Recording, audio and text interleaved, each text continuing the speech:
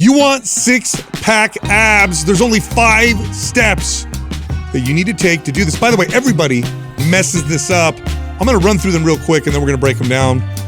First off, you're not eating enough, believe it or not. The second one, you're doing the wrong exercises, all the ones that suck. The next one, you're doing way too many reps to make a difference. The fourth one, your workout programming. The programming itself is garbage. And finally, stop doing cardio. All right, let's get into them. I know. Thanks for helping me make these negative to get people's. Justin's not here today, so I thought I'd be kind of a negative Nancy. You know what I'm saying? We don't have happy Justin making everybody feel better. Positive guy. Yeah. So, negative. So when it comes to, I can't think of a body part, Adam, that there's a lot of bad programming, bad exercise technique, like across the board.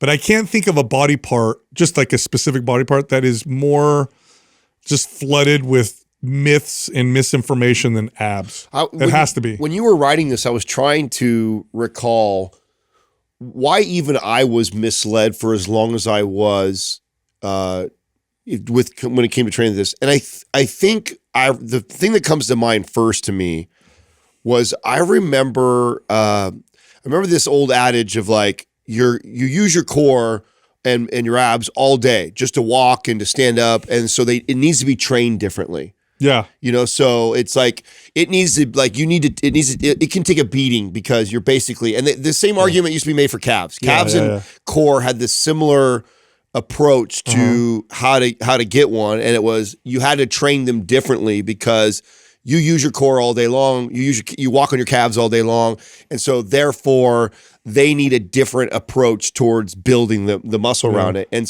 I bought into that. I bought into this like high rep, high volume, burn like crazy, like tons and tons of repetitions is what it would take just to see any sort of difference. No, so it is true that different muscles have as far as fiber types, right? As an individual, you have a general makeup of kind of fiber types that you have. By the way, this is oversimplification because this can change through training quite a bit. But you have your slow twitch muscle fibers, your fast twitch muscle fibers. Slow twitch are the endurance ones. Fast twitch are the strength and power ones.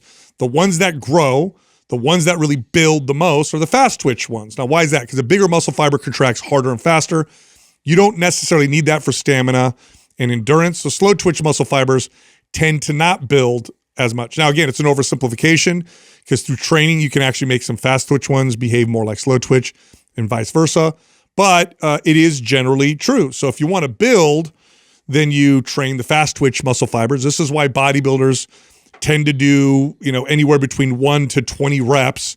You typically don't see them do 150 reps of exercise because it just doesn't build muscles that build, right? It gives you stamina and endurance, but it doesn't really build.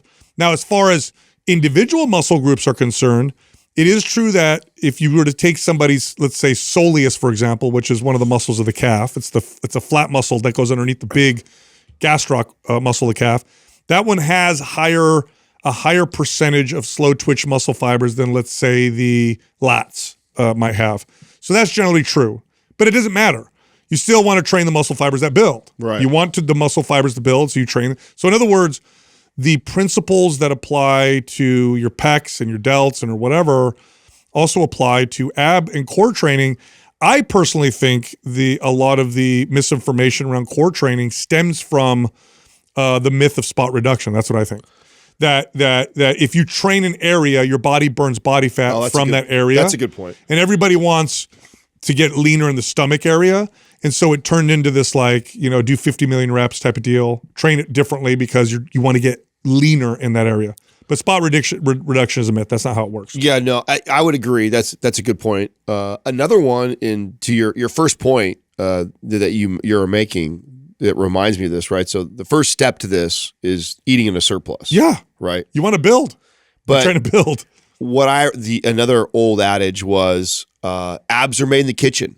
Yeah. And so which unpack that. What does that mean? Well, what it means is that we all have abs. That's okay? right. Everybody, even if you've never train them. If you peeled everybody's fat and skin off, there's abs there. Yeah, they would have abs. Right. And so there's some truth to this, right? If every single person, even the most deconditioned, out of shape person who's never trained abs, were to get down to 3% body fat, they would have abs. That's right. So there's a little bit of truth to that.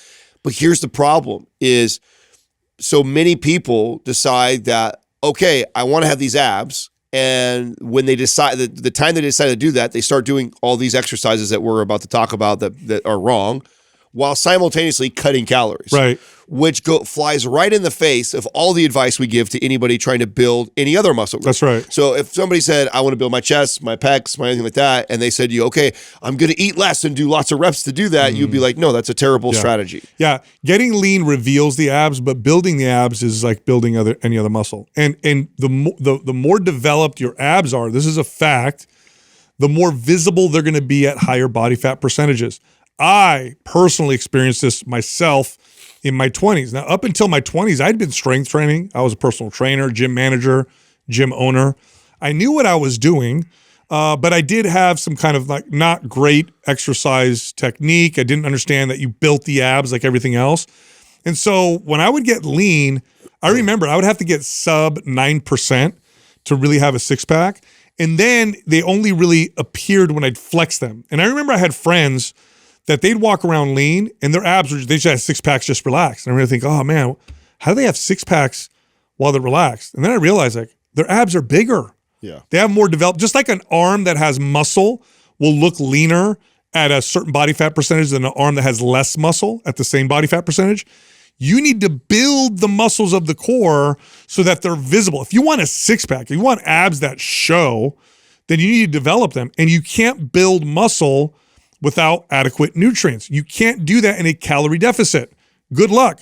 A calorie deficit means you're eating less calories than you're burning, meaning your body has, there are no leftover nutrients, no leftover proteins, no leftover carbohydrates, fats, no leftover calories to build these muscles. So the first step in building a six pack is actually eating in a small surplus, because we're going to try and build these abs. It ain't going to happen if you're not in a surplus. Which is so crazy to me, because if we were to apply a similar goal to any other muscle group, that's obvious how we would approach it. Because the same point I made about everybody has abs, everybody has a chest muscle, everybody has shoulders, everybody has biceps, everybody has quads. Right. If you were to peel everyone down to 3%, it would reveal, they would have delts and biceps and all that. They would have all those things. Yet it's been common knowledge forever that if you want to build a big chest, like, I mean, you got to eat to build and you got to lift heavy weight, right. and that's what it takes to do that. Yet for some reason, we haven't approached the core that way. We tend to approach the core with this, hey, let's cut calories, let's do cardio, let's do lots of repetitions, and that's what build abs. It's like, no, that's silly. It's no different than any other muscle group. Unless you already have well-developed ab and core muscles, then you need to build them first. Now, for me, again, this made a huge difference. When I realized this and I trained them properly and ate in a slight surplus to give my body enough nutrients to start to build, my abs started to develop. I started to get a pump. I never got a pump on my abs before. Like I'd get my biceps or my triceps or whatever. I started to get a pump when I would lift, and my abs grew to the point where even at 12% body fat now, you can kind of see that I have a six pack. That never happened before because my abs just weren't developed enough. Yep. So you first have to be in that surplus. And I'm not talking about a huge surplus, everybody. So not going to crazy bulk, right? But you got to give your body adequate nutrients to have something left over to build these muscles that you're about to try to build.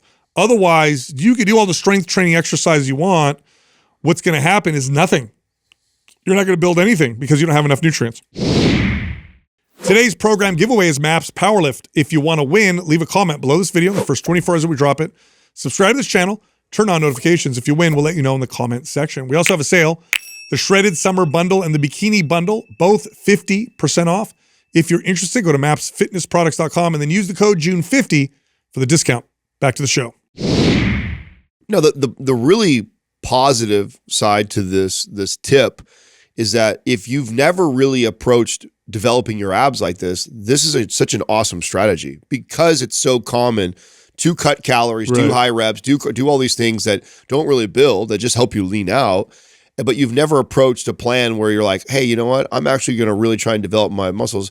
I guess I've never really tried to build the core or build the abs in a surplus. Let me do that for a short period of time. You don't have to do it forever. You just do it for a short period of time, and then you go the other direction. And boy, what a difference it makes. It makes a huge difference. And I'll say this too, and we see this all the time whenever somebody goes in an appropriate deficit with good strength training. You might actually find yourself get leaner in the process as well. Not because you're burning body fat, but because you're building muscle. So what I mean by that is, you know, if you have 20 pounds of body fat on your body and you're 200 pounds, that's 10% body fat. If that person gained 10 pounds of muscle without gaining a single pound of body fat, their body fat percentage automatically went down because now it's a smaller percentage of their overall body weight. In other words, you could go through this process and yeah, I'm in a calorie surplus, but I'm not actually getting fatter. Because I'm building muscle, I actually am leaner. And then of course, this is the big kicker, you'll look leaner in the midsection because you've developed the abs. In fact, if I could snap my fingers right now and everybody listening whose body fat percentage isn't way out of control, you take the average guy who's athletic or fit, 13%, the average female around 22, 21%. If I just developed their abs, if I added, you know, like a pound of muscle to their core, which is a ton, by the way, it's not going to happen, but let's just say you would just build them, everybody would look much leaner in the midsection from having more developed abs.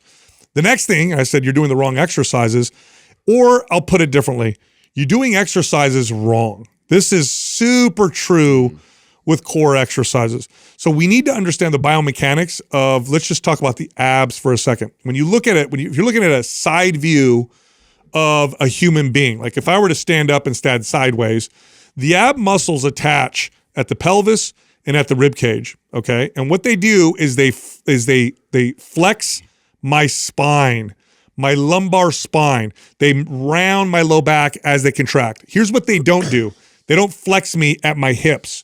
In other words, it's not about sitting up and sitting forward. It's about rolling forward. This action right here works the abs. And the mistake, I see this is the most common mistake with ab exercise. I'll see people doing leg raises and they're literally just lifting their legs.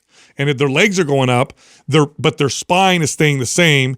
Now they feel the tightness and the burn in the core because the core's stabilizing, but they're not working their abs in a full range of motion, essentially making the exercise 90% less effective. This is true for all ab exercises. If you're trying to train a full range of motion, they are spinal extension and flexion, extension and flexion. So think of the low back extending and then flexing, not the hips. That's the big mistake. I don't know if you intentionally ordered them this way, but I think that of all the things that we're going to cover, these first two that we talk about is like the low-hanging fruit. Meaning very few people have actually attempted to build their core and abs in a calorie surplus. So that's obvious. Go that direction if you've never done that.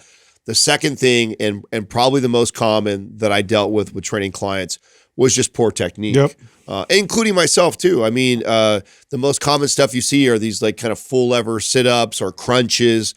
And you said it already, probably the best cue that was ever taught to me that like unlocked like, oh, this is what I'm doing wrong, was the thinking of like, if anyone's seen a skeleton before and knows what kind of like what the spine looks like, right? We've all seen that.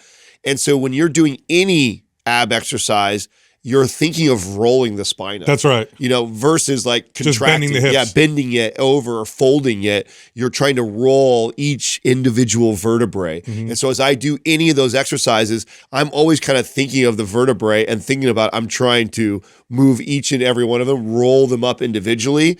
And I think that had helped me out, go, oh, okay. Otherwise, and this is common in a lot of other exercises, but maybe the most in the abs, is you have these other muscles that dominate or take over, like the hip flexors. Oh, yeah. Most people, and where this can be deceiving is, yeah, the abs work a little bit. It reminds me of when we talk about like sleepy butt syndrome with people that can't build their butts, right? Like if you do a squat, if you do a full range of motion squat, your glutes do get worked, but there is a way that people do it where they feel mostly in their quads and they can't develop their butt. And that's because they are not engaging the proper muscles in them, but you can still perform the exercise and feel maybe a little bit there. Abs are similar this way where you'll do some of it and it's like, oh, I feel a little bit of burn there. So then you assume like, oh, it must to be working. The most common muscle that people will work directly whenever trying to do ab exercises, especially things like your feet are anchored sit-ups or leg raises, both great exercises when done properly, both often done improperly. The muscles you tend to be working specifically are the psoas muscle, the iliopsoas muscle. This is a hip flexor that attaches at the femur, goes through the body, attaches at the lower back of the spine. If you do ab exercises and it hurts your low back, it's because it's a psoas. Yep. Your abs do not attach anywhere near the spine. Now, unless you have a slip disc or some injury, if you do them, you're like, oh my God, my back gets real tight. The tightness is your psoas muscle. Yep. The psoas is what you're working, and your abs are just stabilizing. That's all they're doing. They're not working through a full range of motion. So if I were to use an example of like, I'll use these two bottles right here, the bottom being your legs, the top one being your body. This right here is hip flexors. Abs would be bending here at the bottle. That's where you're gonna get the abs involved. So when you do a leg raise even, what you're doing is you're trying to roll your pelvis up. You're not just trying to lift the legs. By the way, a real leg raise done properly, the way I'm saying, where you take the pelvis and rotate it up, very hard. Very hard. Very hard. Only people with the strongest actual ab muscles who are super strong can do these properly. 9 out of 10 times, anybody doing this gym does it wrong and can't do it right because it's such a long lever of lifting your legs. They're just not strong enough. Hey, real quick, the No BS six-pack formula is 50% off right now. Click on this link, use the code ABS50 for the discount. Back to the show. This is why I actually don't like that exercise. Not because I don't think it's incredible and can build abs, and it's especially because it is like a strength exercise for abs. So I do think it could be considered one of the best movements. The problem is I rarely see this done right. Yep. When I see people in the gym in the assisted or the hanging, and they look like they're keeping their psoas lifts. It is straight and it just hip flexor all day long. And again, they might, even if the people that swing it all the way up to the toes to the top of the bar, feel a little bit of the abs. The abs get worked in there, or maybe on the deceleration coming down, they feel a little bit of their abs engage. And so they have this connection of like, oh, I kind of feel it in there. Or it burns. Yeah, or it burns, but it's still not the primary mover. And if it's not the primary mover, it's not what's going to get the biggest bang for your buck doing that movement. So I always like doing simpler movements until the client really understands how to articulate the spine and roll it up. Then we can start to progress into some of these more advanced movements that are more challenging. But if you go directly for what people argue and say are the best ab exercises, but then you don't use it's just like, again, glutes are one of the best ways to build your glutes is good squatting. But if you squat and use primarily quads, it no longer becomes one of the best movements for it. So it has to be done proper in order for it to be the best exercise. Leg raises can be one of the best exercises for your abs, but when it's not done properly, it no longer is. No, leg raises belong to people with really strong ab muscles who can do. And by the way, when you have really strong ab muscles and you do this right, you're doing like 6 to 8 reps. Single numbers. Yeah. It's a very, if you do this really slow, and like you said, roll all the way up. And keep that long lever. Oh my God. Super hard. Yes. Super hard. One of my favorite ways to demonstrate this with people back in the day when I was in gyms would be a physio ball crunch. You would see people do 1,000,000 reps on this. They're just doing reps. And then I'd say, okay, here's what we're going to do. Lay back on the physio ball, put your low back on the top of it, push your hips up, and then keep that. You got to lock your hips into place. That's what we're going to do to keep you from doing a hip flexor crunch. And then let your low back wrap around the ball and then crunch over the ball. Suddenly, Mrs. Johnson, who's doing 35 reps at a time, can do 4 proper reps, and her abs are lit up because she was doing it right. Now, not to get off track a little bit, but just a little history for the audience that doesn't know this. Like, you actually wrote six-pack abs before we ever even met. Yeah. Do you remember what was the primary driver of that when you did that? Like, were you just like either one just figuring this out, or were you just starting to see great results personally, or what made you do that? It was my personal going from being able to get lean before and not having these abs that really stuck out that I really wanted to figuring it out. And suddenly my abs became my best body part, like within a few months. And I was like, that's because I was doing everything the wrong way. Now by the way, we're talking about the abs, but also talk about the obliques. This one's a little bit more simple, but the obliques rotate you at your trunk, at your lumbar spine. So if you want to train the obliques properly, it's twisting with rotation. But technique is everything, like it is with every body part. Next up, you're doing way too many reps. Way too many reps. Again, I think this stems from the spot reduction myth, where it's like, I want to get rid of my belly, so let me do 5,000 reps because it burns, and that burn must mean I'm burning fat from that area.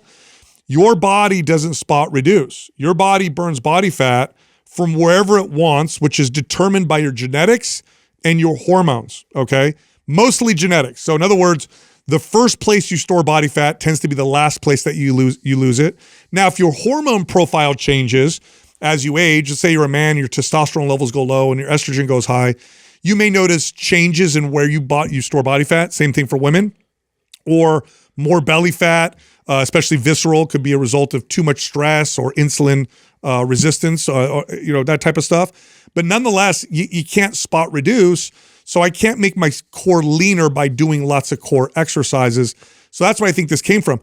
Super high reps just don't build muscle. Like, you don't do this anywhere. The highest reps that you probably want to do with good technique and good form with resistance is probably around 20, maybe 25. This is true for every body part. Now, yes, you could go a little higher, but then this starts to mess with fatigue, and I've never really seen people get great results from this. Typically, the best rep range to build muscle are the lower rep ranges, 5, 6, 8, 10, 12, right around there. Just like it is for your biceps, just like it is for your glutes, same thing for your core. So that means make the exercise hard, and if you're strong, use resistance. Hey, this episode is brought to you by LMNT, the best electrolyte powder you'll find anywhere in the world. Go through our link, drinklmnt.com/mindpump. On that link, you'll get a free sample pack with any drink mix purchase. Back to the show. Now, this is one of my favorite tips to help people with, because even if you do train abs, and even if you do train them properly and work them right, this tends to be the thing that you neglect. And if you've been listening to this podcast for long enough, you've heard us talk about the power of novelty. When you've done a stimulus or you do something you've never done before, how it's like you get those newbie gains again. So this is even great for the advanced lifter. And for some reason, I don't know if it was our generation or what, I do remember as a young adult, like the musicians that had great abs and great bodies that were interviewed always talked about, I do 1,000 sit-ups a day. It's always this like crazy number everybody was trying to accomplish. Like, oh, is that all at once, or they break them up? And then everybody had these strategies to get to 1,000 sit-ups a day. Like that was what was going to do it. And so there became this kind of this culture around abs being lots of supersets, lots of reps, and they needed this consistent daily beating to get to the way you could see them that way. And so everybody was trying to see how many they could do in a day, when it's like, have you ever thought about doing like 5, but really heavy and controlled? Yeah. And you're like, good what? technique. Oh, yeah. It's not something anybody was talking about or really doing back in the day, or even I feel like today. And so even if you're listening and you think you got good form and technique, you do train your abs frequently. Like, when was the last time you did a traditional 5x5 type of routine for your abs? Right. And do that. If you haven't done that, do it. By the way, this works incredible for the calves too. This was a big unlock for me for building my calves. Was this whole time I was treating my abs and my calves the same way, where it was just lots and lots of reps, lots and lots of volume. Never once did I think like, oh, I should lift heavy like I do every other muscle group. And sure as shit, when I started doing that, they both really built. That's right. And so you can pick any ab exercise, pick one that's appropriate, because if you go heavy with bad technique, there is a chance you'll hurt yourself, like there is with any exercise. So like physio ball crunches done properly for most people will put you in this rep range. If you're really strong, then you're looking at reverse crunches on an incline or leg raises for the most strong, for these low rep ab building exercise, again, that make the abs pop out and stick out. Next up is the workout programming typically sucks. Now, the data on this is pretty clear. Body parts tend to develop best when you train them between 2 to 3 days a week. Now, that doesn't mean, and this is again based on experience, that you're doing the same thing 3 days a week. What I have found for the core, because the core has a lot of function as well. Now, every muscle has function, okay? But the core is especially important. Like if you need a good, stable core with good function to prevent the most common injury, which is low back injury, especially when you're doing squats and deadlifts and overhead presses and that kind of stuff.